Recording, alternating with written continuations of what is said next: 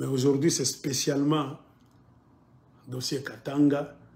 Et dans le focus, l'arrestation du général Philémon Yave. Le général Philémon Yave est arrêté, comme vous le savez vous tous. Si vous suivez très bien, selon les commentaires de ceux qui le connaissent, des gens qui connaissent la boîte, l'armée congolaise, qu'est-ce qu'ils disent? Il était sur le terrain des opérations militaires dans toute la 3e zone de défense, c'est-à-dire province orientale, Nord Kivu, Sud Kivu, Maniema, 4 provinces, depuis l'an 2006. 16 années au front. Il s'est battu pendant 16 ans sans trahir le Congo. Il était avec Mamadou Ndala. C'est lui qui a même formé Mamadou Ndala, pour ceux qui ne le savent pas. Même John Tchibango, le lieutenant-colonel, c'est lui qui est maintenant idépécien, qui vient dormir à l'hôtel Caravia. Jacques Kiabula lui donne des Mercedes, je ne sais pas, Land Cruiser, pour aller en Zambie faire la chasse au Katangé maintenant. C'est John Tchibango là, qui avait aussi trahi le Congo, qui était arrêté pour la trahison. Félix Tshilombo est venu le libérer parce que c'était un Kassaïen. Si c'était un Katangé, on allait le laisser en prison, moisir et mourir. John Tchibango avait fait aussi des activités subversives contre la République démocratique du Congo. Nous vous rappelons seulement, pour vous montrer, nous sommes dans quoi, nous passons. On développera prochainement.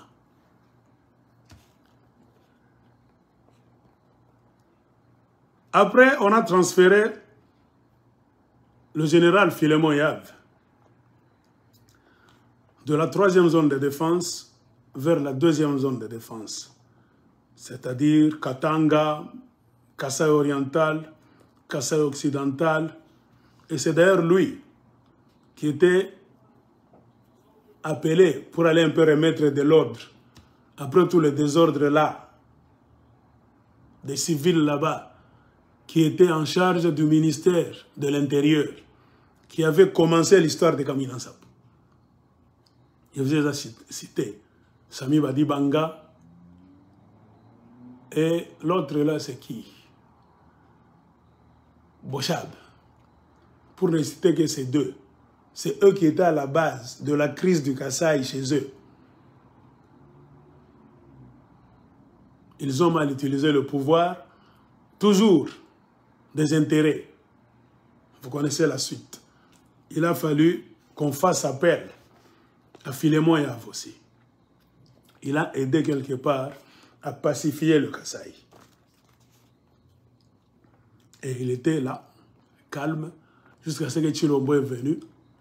Voyant que les choses ne marchaient plus dans le Kivu, Tshilombo l'a renvoyé encore au Kivu. C'est Tshilombo qui est venu lui dire non. Toi, Philémon Yave, tu dois quitter le Katanga et les 2 Kasaï. Je vais te renvoyer d'où tu étais venu, dans la 3e zone de défense. C'est-à-dire quoi? Philémon Yave était supposé retourner pour prendre contrôle des provinces dans lesquelles il était avant. Quelle province? Orientale, Nord Kivu, Sud Kivu et Maniema. Il a obéi, c'est le président qui le dit. Pourquoi est-ce que Tshilombo l'a choisi encore pour retourner dans l'Est? Parce qu'il voyait en lui un militaire brave. 16 ans de combat. Il a fait mordre la poussière aux Rwandais.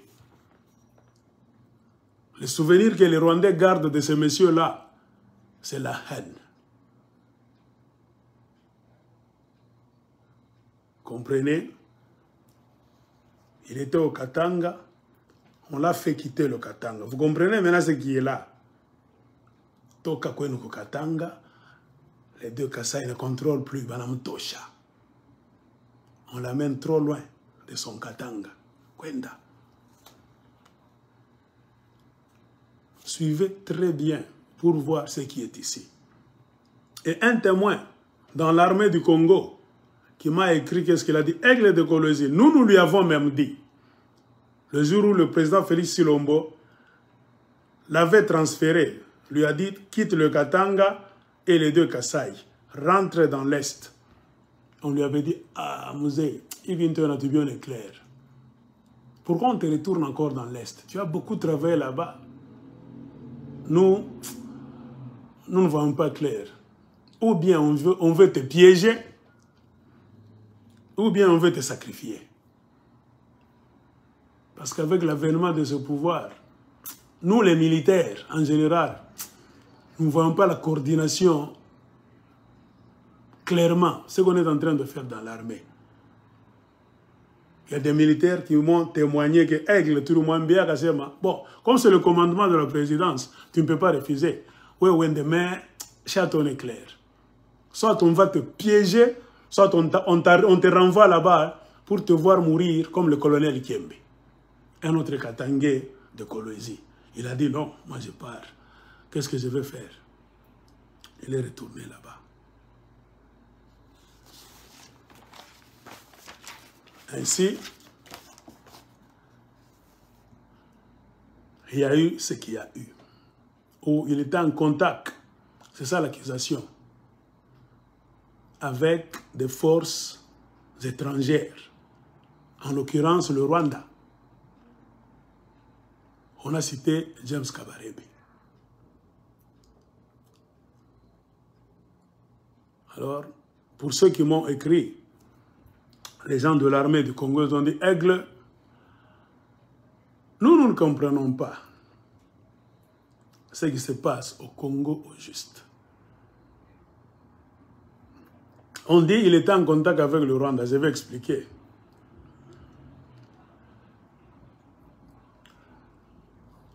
Il parlait, il a coupé le SIM.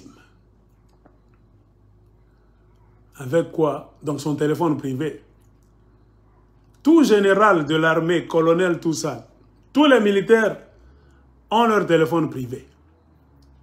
Et beaucoup de gens connaissent les numéros même des généraux, des colonels, les membres de la famille, leurs amis, partout. Même en dehors du Congo, on connaît les numéros de vos colonels là. Et ils reçoivent beaucoup de messages. De bons messages, de menaces, même de bêtises. Toutes sortes de messages. Tous vos colonels et vos généraux là au Congo, dans leur messagerie privée, téléphone privé, demandez aux militaires. Ils m'ont dit, Aigle, nous tous nous recevons des messages venant même de l'Ouganda.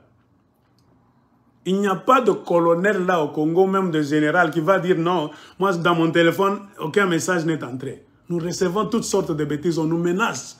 On ne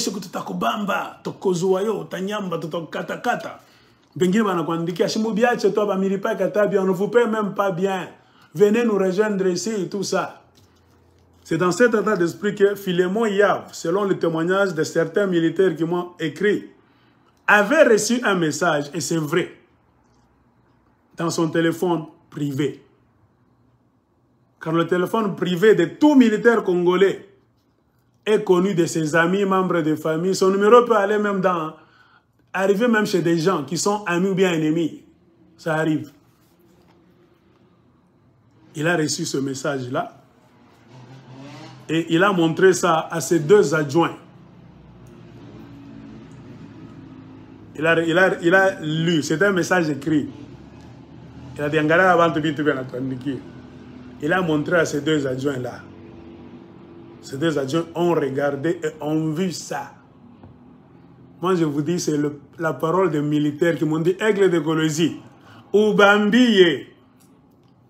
La vidéo yako tutachunga shibote, tous les militaires katangé tutachunga vidéo. Qu'il fasse un bon jugement à Kinshasa. Kama banen danabio mustil ben atako danabio. Qu'il ne nous condamne pas demain. Trop c'est trop. Il a montré ça à ses deux adjoints. Les deux agents ont même commenté. Ah, bah toi, tu voulais dire. Le message, c'était quoi au juste? C'était pour dire, vous vous battez pour rien là-bas, il n'y a rien, on ne vous traite pas d'ailleurs bien. Dit, désolidarisez-vous, laissez le combat, vous ne gagnerez même pas, on ne vous paie d'ailleurs pas bien, venez ici, dit. Lui, il n'a même pas répondu. Il a montré ça aux deux adjoints. Après, qu'est-ce qu'il a fait? Quand tu vois qu'on t'envoie trop de messages, tu peux couper le SIM.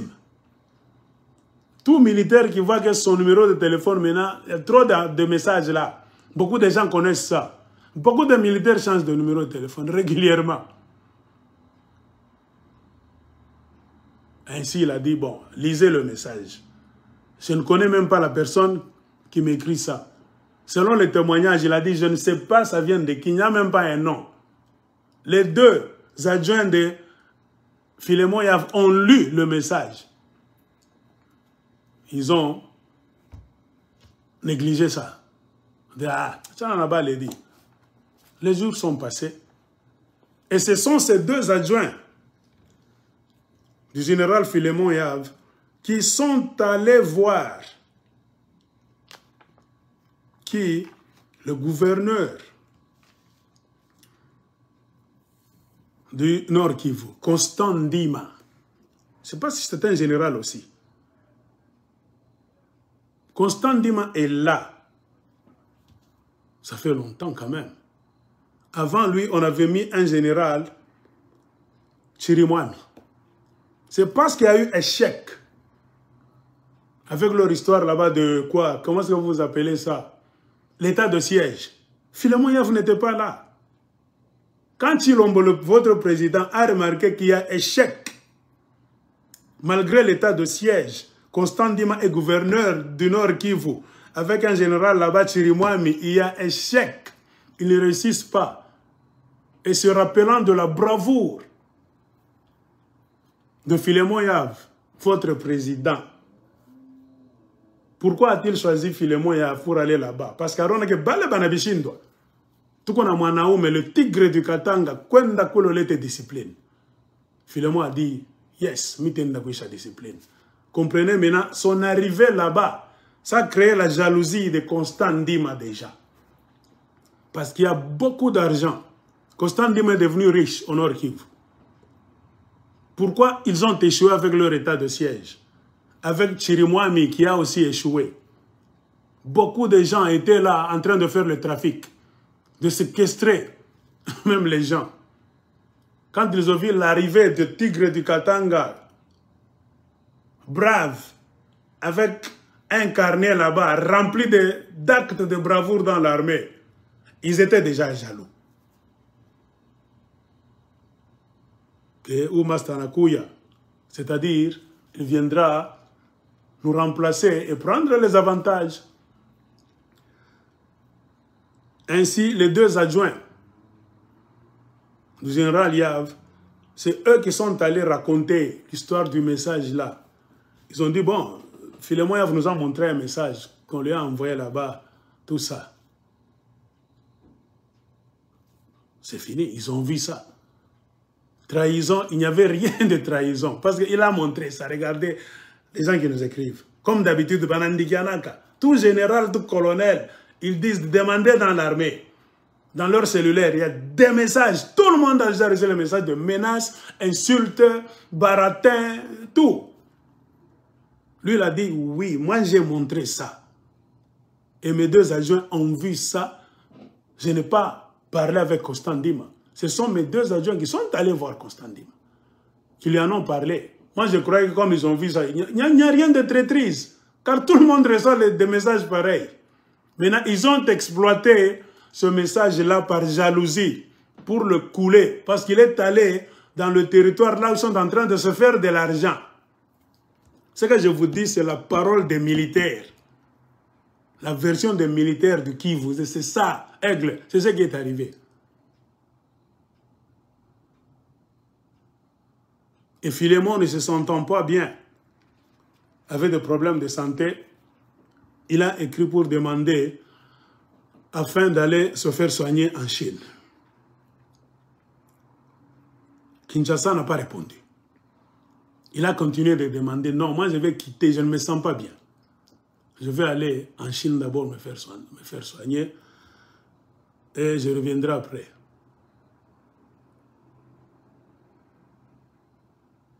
Je ne sais pas. Voulait-il laisser la place aux gens qui le combattaient? Voulait-il aller se faire soigner? Kinshasa a refusé. Lui, il voulait quitter l'Est pour aller se faire soigner. C'est la haute hiérarchie. Votre commandant suprême n'a pas répondu, a refusé. Et il est resté là-bas. Maintenant, les amis militaires commencent à dire Sturkwambiaka. Nous, on sentait déjà que le retour de Philémon Yav dans la 3e zone de défense, non, à ton éclair. Parce que nous connaissons comment notre armée est en train de fonctionner. Il y a un grand dysfonctionnement dans l'armée congolaise. Il y a trop de jalousie. On ne maîtrise pas. Donc, le régime de Tshisekedi ne maîtrise pas l'armée dans l'Est. Il y a trop de jalousie. Ainsi, attendant la réponse pour aller se faire soigner en Chine, c'est une convocation qui est venue. On l'appelait à Kinshasa. On lui a rien dit. Il est allé à Kinshasa. Arrivé là, le lendemain, on l'a convoqué au bureau. Leur bureau là-bas. Il est arrivé là-bas. Curieusement, Philémon Yav a rencontré les 2 adjoints là, à qui il avait montré le message. Au Nord Kivu.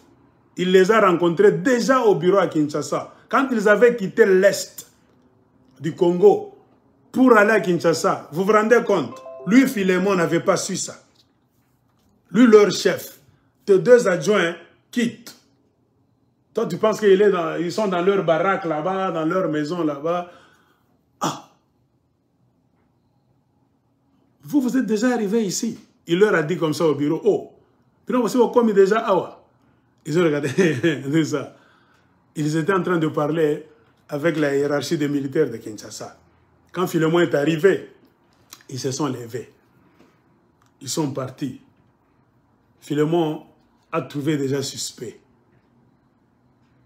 Il a dit, oh, asseyons-nous, écoutons ce qu'on va nous dire. Ainsi, on lui a dit ce que vous connaissez vous tous. Il est traître. Il a reçu des messages pour trahir. Les messages sont venus de James Kabarebe. Des sources proches de Philémon, les militaires congolais ont dit qu'il nous montre. Même Philémon lui-même a dit, pas de problème. La technologie d'aujourd'hui, un message ne peut jamais s'effacer éternellement. Qu'ils aillent aux sociétés de télécommunications, RTL, vous avez je ne sais quoi, toutes vos sociétés de téléphonie là-bas. Tout SMS, tout ce qu'on s'est dit, ça reste quelque part dans la boîte. Qu'ils aillent prouver que c'était un message soit vocal ou bien un message écrit, qu'ils viennent avec ça. Lui, il a dit, j'attends qu'ils viennent avec le message pour prouver que moi, je parle à James Kabarebe. Il est en train d'attendre.